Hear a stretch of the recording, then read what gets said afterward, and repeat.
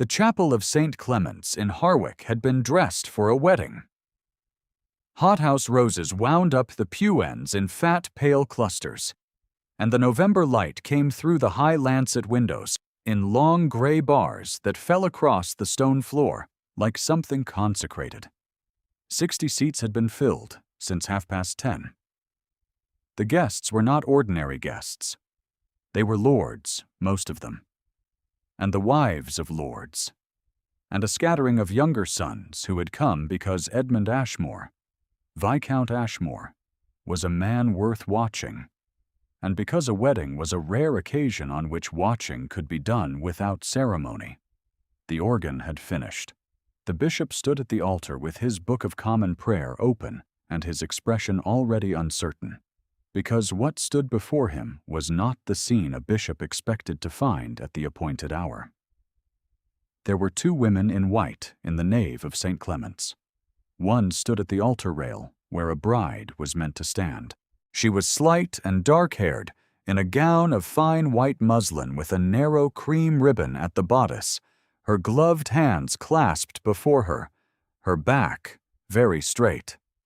The other had come through the side door not 2 minutes past, attended by a woman in deep burgundy silk and a pair of men in sober gray who carried a leather satchel between them. This second woman in white was tall and fair, her gown trimmed in Brussels lace, her blonde hair dressed in elaborate curls beneath a veil of Flemish net, and she had walked to the center of the aisle and stopped, and the chapel had gone so quiet that the roses seemed to lean inward. Lord Ashmore stood at the altar and did not move. He was a tall man, 31 years old, with dark chestnut hair and gray eyes, and a jaw that the candlelight made look as though it had been cut from something that did not yield easily. He wore a navy tailcoat and a white cravat tied with the kind of precision that suggested someone had arranged it for him because his own hands had not been steady this morning. He stood with his shoulders quite still and his face quite still, the way a man stands when he has been still for so long that stillness has become the only language left to him. Cecily Vane had known him for 7 months. She had known his handwriting before she knew his face, and his face before she knew his voice, and his voice before she understood what she was beginning to feel in her chest when his letters arrived, and she made herself wait until the evening to open them, so that the pleasure of it would not be finished before it had properly begun. She had thought she understood what she was walking into this morning. She had thought, with the quiet certainty of a woman who does not overestimate her own position in the world, that she knew the shape of the day. She had not known there would be another woman in white. She turned, very slowly, to look at the woman in the aisle. Then she turned back to Edmund. His eyes were already on her. They had been on her since the moment the side door opened, and what was in them was something she could not name. Something between anguish and apology, and a ferocity so controlled it looked, from a distance, almost like nothing at all. His hands at his sides did not move. His mouth did not open. The chapel waited, and the lords shifted in their pews, and the bishop cleared his throat once, quietly, and 60 well-bred people held very still and said absolutely nothing. It had not always looked like this. Cecily had grown up in the rectory at Ashfield, the youngest daughter of Reverend Thomas Vane, a man of moderate learning, good humor, and no money to speak of. The living was comfortable enough for a clergyman, which meant it was not comfortable in any way the fashionable world would have recognized.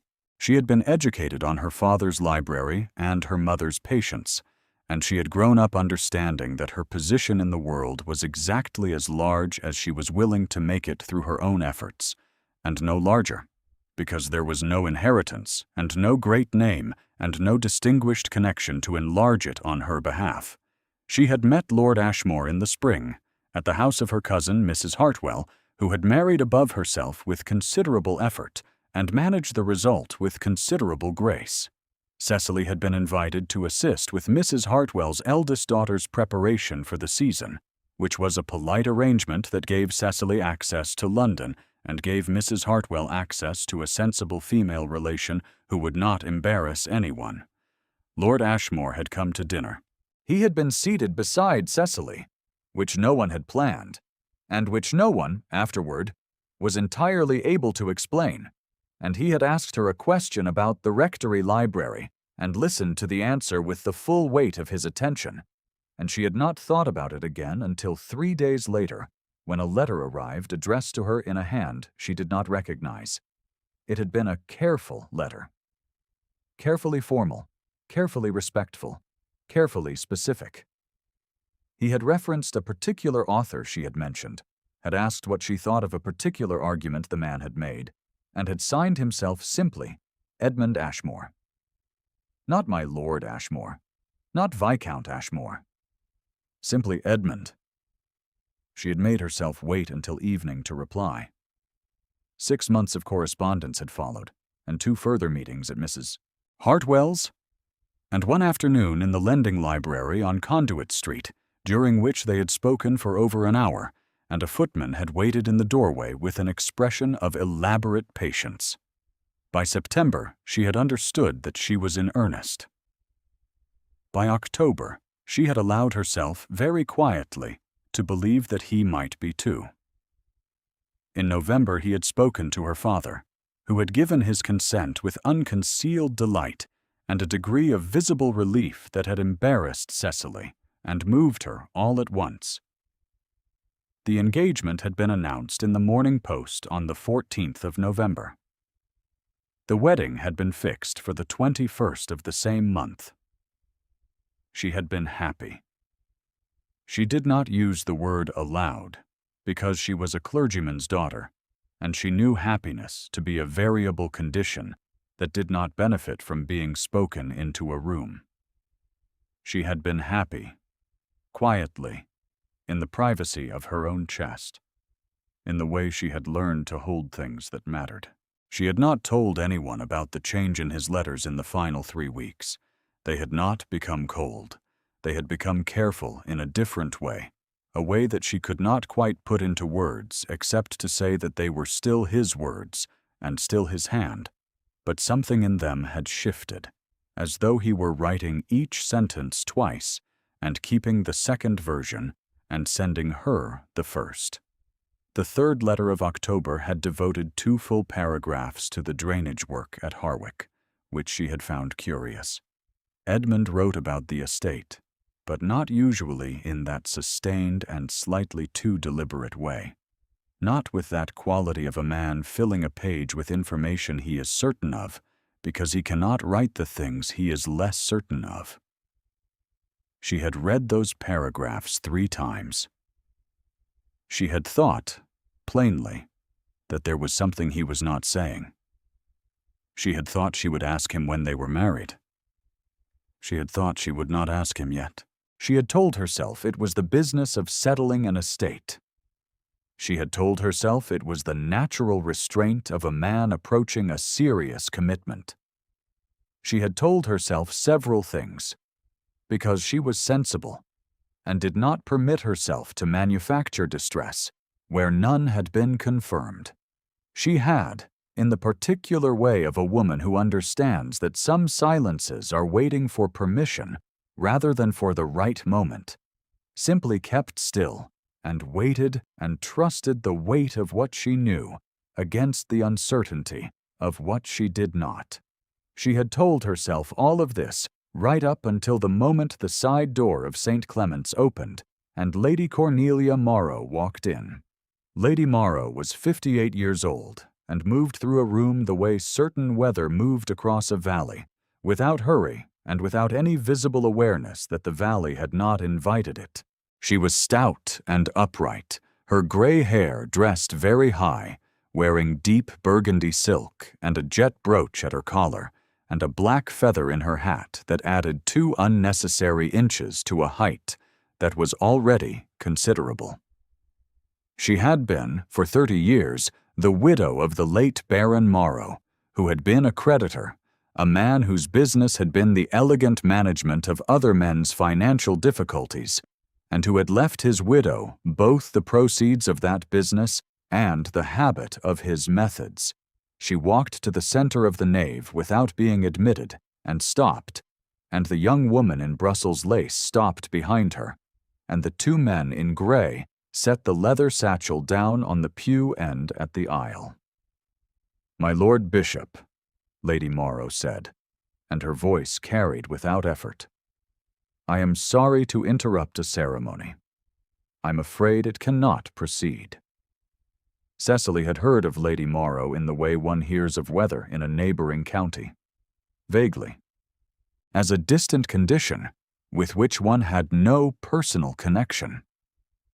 She had heard of the Morrow family as her father's parishioners sometimes spoke of particular creditors, with a mixture of wariness and the specific neutrality of people who hoped never to have reason to speak of them again. She had not understood, until this moment, with the jet brooch catching the light from the lancet windows and 60 lords going very quiet in their pews, what it meant to have Lady Morrow interrupt your wedding. She had stood at the altar rail and waited, because she did not know what else to do, and because walking away had not yet presented itself to her as an option. Lady Morrow opened the leather satchel herself. She drew out a document folded in thirds and sealed with a red wax seal, and she held it up in a way that managed to be simultaneously legal and theatrical. "I have here a marriage license," she said, "issued to Edmund Reginald Ashmore, Viscount Ashmore, and Miss Dorinda Augusta Holt. It was obtained in the county of Westmoreland on the 9th of October this year." She paused. 6 weeks before this ceremony was arranged. The whisper moved through the lords like a cold draught. Cecily turned to look at Edmund. He was looking at the license in Lady Morrow's hand. His face had not changed. It had the precise stillness of a man who has known this moment was coming for 6 weeks and has spent 6 weeks deciding what his face will do when it arrives. "There is, my Lord Bishop," Lady Morrow continued, with the measured satisfaction of a woman delivering a verdict she has rehearsed, "a question of precedence. My niece holds a prior license. The ceremony you were about to perform is, I put it to you, without legal foundation."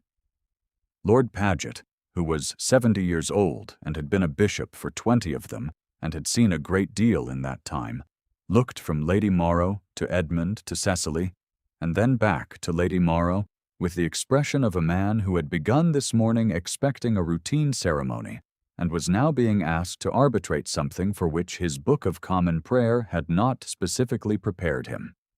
He did not, to his credit, immediately agree with anyone. What Cecily saw, in the 5 seconds that followed, was Edmund's right hand close into a fist at his side. Not in anger. In the particular way a man's hand closes when he is holding on to something he cannot afford to drop.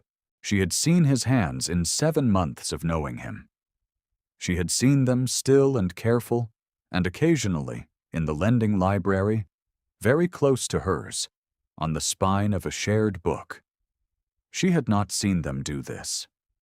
She understood, looking at that fist, that the letter she had been unable to explain for 6 weeks had a reason, and that the reason was in the leather satchel, and that Edmund had known what was in it, and that he had not told her, and that whatever had kept him from telling her was still in the room with them now, invisible but load-bearing, the way the timbers of a building are invisible behind the plaster and entirely responsible for whether the ceiling holds.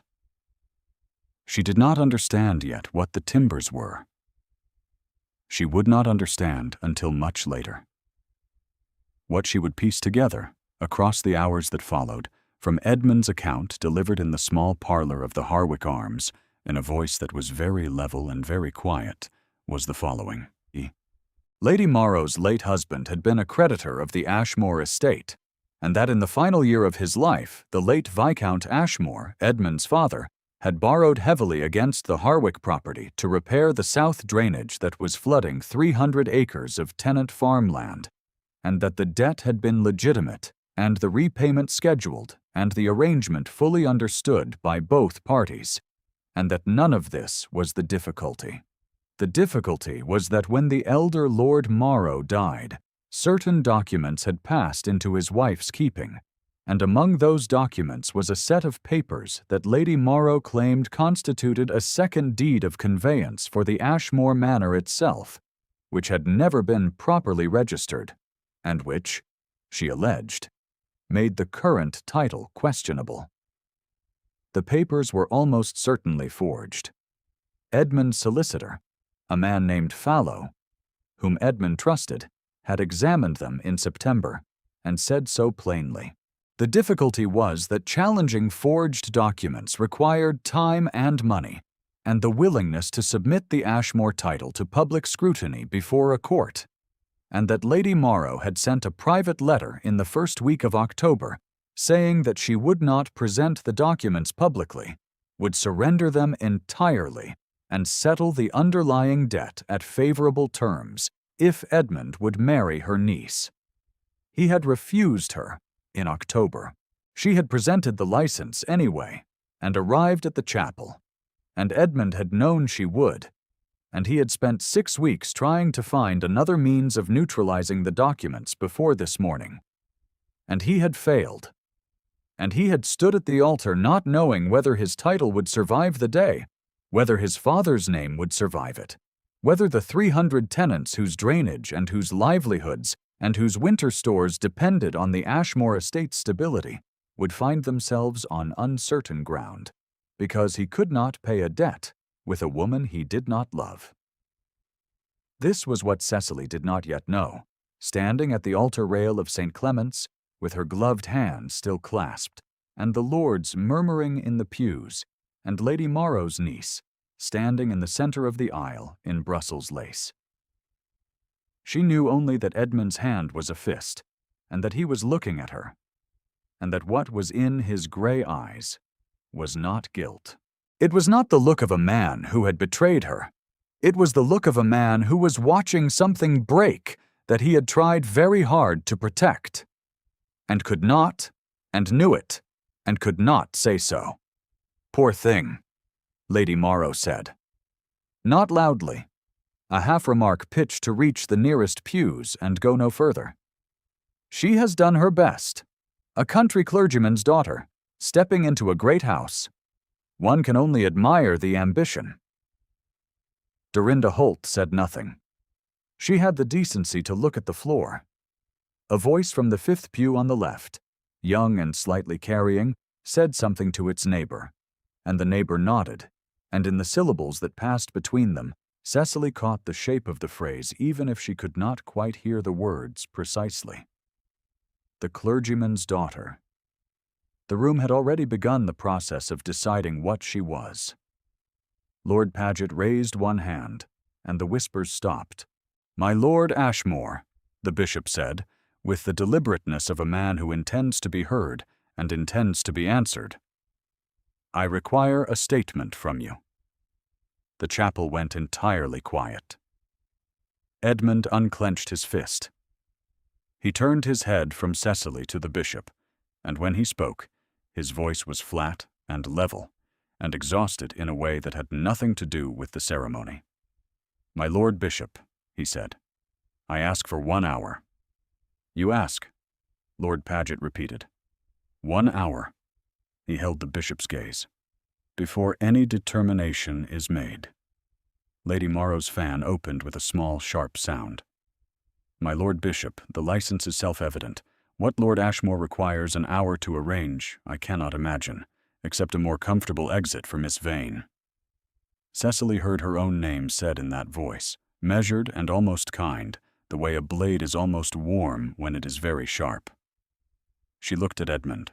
He was already looking at her, and what was in his face in that moment was the thing she would remember afterward, the thing she would return to later, when she was trying to understand why she had done what she did next. It was not a plea. He did not plead. It was something quieter than that, a kind of absolute steadiness directed at her. as though he were saying, without words or gestures or any movement at all, that whatever happened in the next minute, he had not stopped seeing her clearly, and that whatever it cost him, that would not change. She had received 60 letters from this man. She had read each one twice. She knew the rhythm of how he thought, the particular way he came at a difficult question obliquely and then landed on it with precision. She had not mistaken that for coldness. She had not mistaken the change in his recent letters for coldness either. She had named it, privately, as worry, as a weight she had not yet been trusted with. She trusted the weight. She did not trust Lady Morrow's license. Her pulse was a very present thing. She was aware of it at her throat and at the inside of her wrists, and at the particular place just below her sternum, where certainty lodged when she had it. She had never been a woman who acted from panic, and she was not going to begin in a chapel full of lords. She took one breath, and then she thought about what she actually knew, which was more than Lady Morrow believed she knew, and considerably more than a country clergyman's daughter was expected to know about the sequence of legal documents and the significance of a date. She turned to the bishop. Her voice came out clear. "My Lord Bishop," she said, "I have a question, if it is permitted." Lord Paget regarded her with the attention of a man who has just realized that the quieter of the two women in white may be the more consequential. "The license Lady Morrow presents was obtained," she says, "on the 9th of October. The license Lord Ashmore obtained for our ceremony was issued in the second week of September, some 3 weeks prior. Could you verify the dates on both documents before any determination of precedence is made?" A sound ran through the pews. Not quite a murmur. Something more like a held breath collectively loosened. Lady Morrow's fan paused. "The date on my niece's license is not in dispute. The question is not priority of date, but priority of promise. Lord Ashmore made a prior commitment to my niece, a private commitment, which the earlier public license does not supersede." "Is there a written instrument recording that commitment?" Lord Paget asked. "There are witnesses," Lady Morrow said. "There are witnesses," Lord Paget repeated, with the tone of a man filing the information without yet deciding what to do with it. From the rear pews, a sound. Small and definite, the sound of a clasp being undone. The rustle of something retrieved from a reticule. Cecily turned her head. In the last row on the right, a small, sturdy woman in a dark bonnet and plain wool was standing up. She was 60 years old, and she had the posture of someone who had spent 40 years keeping a house in order and had no intention of allowing disorder on her watch. "If I may," said Mrs. Reeve, in a voice that carried with no apparent effort. She walked the length of the aisle without hurrying. She reached the altar rail and placed a bundle of letters on the rail before Lord Paget, tied in plain string. "These are the letters written by Lord Ashmore to Miss Vane between the 20th of April and the 20th of October of this year." She addressed herself to the bishop. "The first letter is dated 3 weeks before Lady Morrow states the private commitment to Miss Holt was made. The last letter is dated 11 days after that date. They are in Lord Ashmore's hand, which I have known for 15 years, having served his lordship's household as housekeeper at Harwick until this past spring. The content of each letter, my Lord Bishop, constitutes a declaration of intention. I would suggest their dates are material." Mrs. Reeve stepped back. She had not looked at Lady Morrow once. Lord Paget picked up the bundle. He untied the string himself. He read the top letter, slowly. He turned to the second. He did not read all 60, but he read enough that the chapel waited in a silence that grew from uncomfortable to something almost ceremonial. The silence of people understanding that a thing was being decided that could not be undecided. Lady Morrow had gone very still. Her fan was in her lap, and her hands were folded over it, and her face showed nothing except, at the corners of her mouth, the specific tightness of a woman whose plan has met something she had not planned for. She had not known about the letters. She had known that Edmund corresponded with Miss Vane. She had not known that Miss Vane's housekeeper had kept every single one. "I will make a statement," said Edmund. Everyone looked at him. He turned first to the bishop, then to the 60 lords in the pews, then to Lady Morrow, and finally to Cecily. He held her gaze for one moment. And then he turned back to face the chapel at large. And when he spoke, his voice was not loud, but it was entirely without the flatness of a man in chains. It was the voice of a man who has been very quiet for 6 weeks, and has decided now that he is finished with being quiet. He named the debt. He named the forged documents. He named the letter he had received from Lady Morrow in the first week of October, and the terms she had set, and the refusal he had given.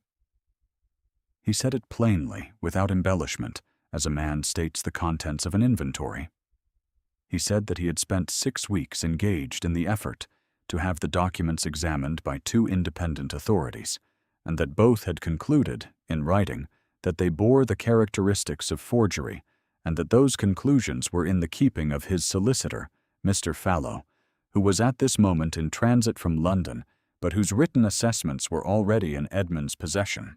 He said that he had not told Miss Vane because he had believed, wrongly, that he could resolve the matter before this morning and spare her the knowledge of it, and that he now recognized that silence as a kind of failure, and that he was sorry for it. He said one more thing. He said it to Cecily, not to the room, though the room heard it because the room was very quiet, and he did not lower his voice. He did not explain it, or soften it, or ornament it. He said it the way he had learned to say things that mattered, which was directly and without flourish. "Cecily Vane is my wife. There is no other license." The silence that followed was not the silence of shock. It was the silence of 60 people who had come expecting a wedding and had received instead something they would be describing at dinners for the rest of the season, something that had the quality of a verdict delivered not by a court, but by a man who had decided to stop letting the court decide for him. Lady Morrow rose from the pew where she had settled to observe the proceedings as though they were still hers to manage. She rose the way she did everything, with complete certainty that the room would rearrange itself to accommodate her. She looked at the bundle of letters in Lord Paget's hands. She looked at Mrs. Reeve, who had returned to her seat, and was sitting with her hands folded, and her expression entirely composed.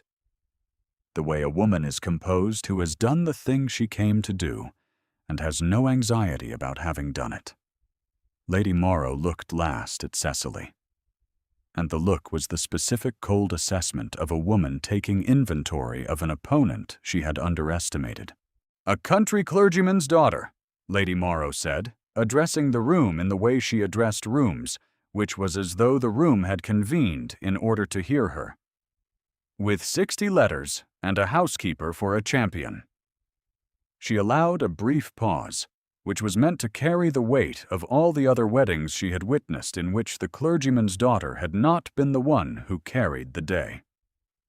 "My Lord Bishop," she continued, and her voice had changed by then, had lost some essential confidence, without quite losing its form. The way a wall looks intact, until you put your hand on it, and find the mortar gone behind the plaster. The license my niece holds is lawful. Whatever letters a housekeeper produces cannot supersede a legal instrument. The license your niece holds, Lord Paget said, with the weight of a man who has waited long enough to speak and intends to be heard clearly, was obtained under circumstances that will require examination. The letters before me establish a documented prior engagement of 3 months' standing. The evidence of forgery in the title documents, if Mr. Fallow's written assessments bear out under scrutiny, constitutes a criminal matter. He looked at Lady Morrow without apparent emotion. "I will not solemnize a ceremony today under these conditions. I will, however, note for the record that the marriage license issued to Lord Ashmore and Miss Vane in September of this year has not been shown to be invalid." He paused. "The examination of these matters will proceed in an appropriate forum. This is not that forum." He closed his Book of Common Prayer. Lord Sefton, who was 63 years old and had been a friend of Edmund's father and had witnessed the elder Lord Ashmore's death with some grief, rose from the second pew. He was a heavy-set man with a broad face and a voice that had never required any assistance to fill a room. "Ashmore?" he said, in a tone that was not quite a question and not quite a declaration. "Are these documents that Lady Morrow holds the ones Fallow examined?" "They are," Edmund said, "and his conclusions are in writing." "They are." Lord Sefton looked at Lady Morrow for a long moment. Lady Morrow looked at the floor. Lord Sefton said nothing further. He sat back down, and the two men in grey who had carried the leather satchel had gone very quietly from the chapel, and no one had noticed them go. Dorinda Holt was crying. Not loudly, not theatrically. She was crying the way a young woman cries when she has understood, slowly and in public, that she was the instrument of something she had not been told the full shape of, and that the instrument has not been put down gently. She turned and walked, without speaking to anyone, out through the side door through which she had come. Lady Morrow stood alone at the center of the aisle. Her fan was in her hand, and her back was very straight, and she looked at Edmund with an expression that had passed through anger and arrived at something that might, in a better light, have been called a recognition. She had played a hand she believed to be unbeatable. She had met a woman with 60 letters and the patience to keep them. She turned and walked out. No one spoke to her. A few of the lords turned their heads to watch her go, and then turned back, and the chapel was suddenly lighter in some quality that had nothing to do with the windows. Cecily's hands had unclenched at some point during Edmund's statement. She had not noticed them unclench. She was aware of them now, loose at her sides, the white gloves warm from her grip. And she was aware of Edmund crossing the few feet between them, not quickly, with the deliberateness of a man who has been still for too long and is now very certain about where he is going. He stopped in front of her. He was close enough that she could see the exhaustion in him, the particular quality of a man who has been carrying something alone for 6 weeks and has just set it down. "I am sorry," he said, his voice low, "that I did not tell you." She looked up at him. The chapel was still full of lords, and Lord Paget was still at the altar, and 60 people were attending to this moment with the focused interest of people who understood they were witnessing something they had not been invited to witness and would not, under any circumstances, withdraw from. Cecily was aware of all of them and attended to none of them. "I received 3 of your letters," she said, "that I could not explain." "I know." "I told myself it was the estate business." "It was not entirely untrue," he said. She considered this. "No," she said. "I suppose it was not." She was standing close enough to him that she could feel the warmth of him through the fine muslin, and her pulse was a noticeable thing, and she was aware, as she had been aware for 7 months in the specific way she had not given herself permission to name, that there was nowhere else she particularly wanted to be. She had known him for 7 months and loved him for 5, and she would have preferred to be discovering this without 60 lords attending. But the lords were present, and the November light was coming through the high windows, and she was who she was. "The letters," she said, "are dated correctly. Mrs. Reeve kept them in order." Something moved across his face. Not quite a smile. Something in the neighborhood of one. The first warmth she had seen from him all morning. "Mrs. Reeve," he said very quietly, "has always been thorough." Lord Paget cleared his throat. Edmund turned to the bishop. "The ceremony will proceed another day," he said, "when the appropriate matters have been properly settled. The engagement stands, my Lord Bishop, and I would ask you to note it." Lord Paget regarded him. "Noted," he said, and it sounded very much like a formal notation. The lords in the pews, 60 of them, well-bred men who had spent their lives in rooms where things were decided by who held the most social authority and the most confident manner, looked at each other and said nothing in particular. And then Lord Sefton began to clap, slowly, once, twice, 3 times, and 1 or 2 others joined him. And it was not applause, not exactly. It was something more formal than that. The sound of 60 men in a chapel acknowledging that the morning had gone to someone they had not initially been certain would make it through. The wedding took place 10 days later.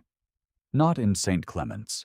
Edmund had engaged the small church in the village of Harwick itself, the church his father had attended and his grandfather before him. A low stone building with a plain wooden interior, and box pews dark with age, and no hothouse roses on the pew ends, and room enough for perhaps 30 people who actually knew them. Mrs. Reeve sat in the front pew on Cecily's side and did not weep, but her hands were very tight in her lap during the vows, and when it was over she stood and nodded once, briskly, in the way of a woman who has approved of an outcome she had some part in producing. The Reverend Thomas Vane performed the ceremony himself, which had not been arranged in advance, but which no one thought to prevent, and which meant that he shook Edmund's hand afterward, with the grip of a man who has trusted the character of another man on evidence, and found the evidence sound. The documents Lady Morrow had presented were under examination by the Chancery before the first week was out. Mr. Fallow arrived from London on the 3rd day, with his written assessments and the name of a handwriting specialist who had compared the forged deed to 3 other documents produced by the same copyist, a man who had worked for various creditors in the north and whose methods were by that point known to at least 2 county magistrates.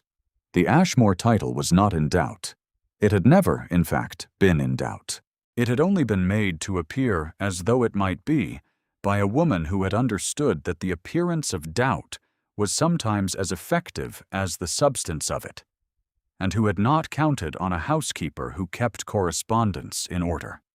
The morning after the Harwick ceremony, Cecily and Edmund sat in the small morning room, which was papered in a faded green that the winter light made look like the inside of something still living.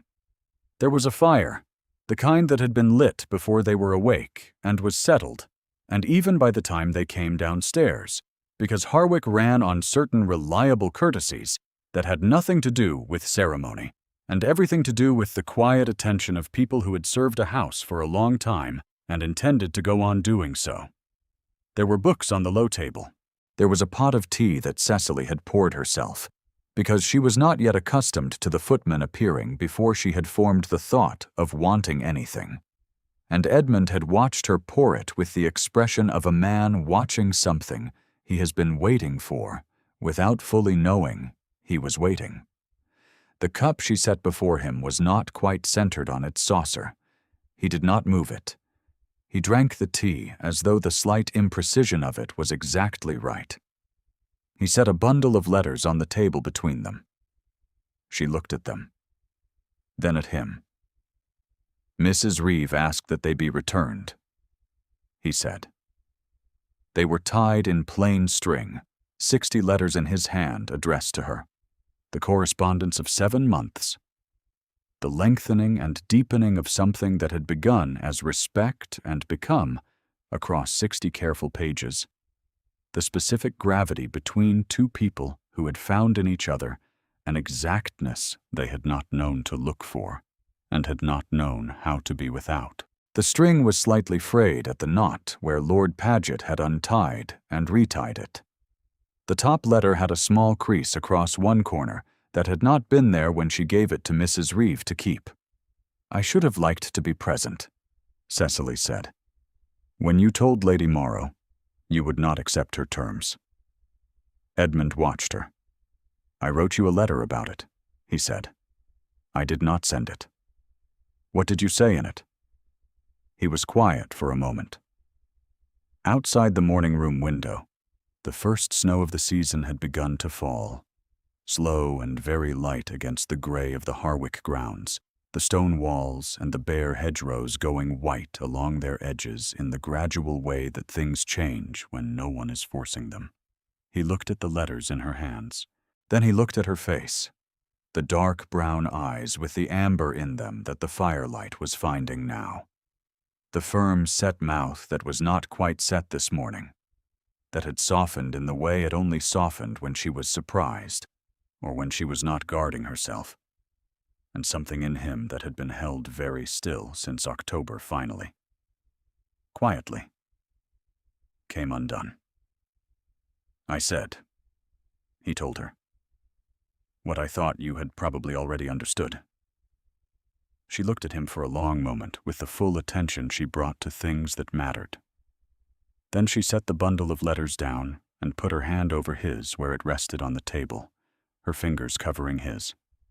The white gloves gone now, her hand small and warm and entirely direct. Outside, the snow fell on Harwick as though the house had been waiting for it. The fire crackled and settled. The tea cooled between them, untended. On the mantelpiece, the small brass clock that had belonged to Edmund's father went on counting the seconds in the unhurried way of things that have learned that time, given enough of it, comes to the right conclusion. If you have stayed with Cecily and Edmund to the very end of their strange and public mourning, I am glad you did. Leave a thought in the comments about the moment that moved you most. And when you are ready, there are more stories here. The snow went on falling. The letters stayed on the table between them. In the still house at Harwick, two people who had always understood each other, even when they could not speak, had finally run out of things they could not say.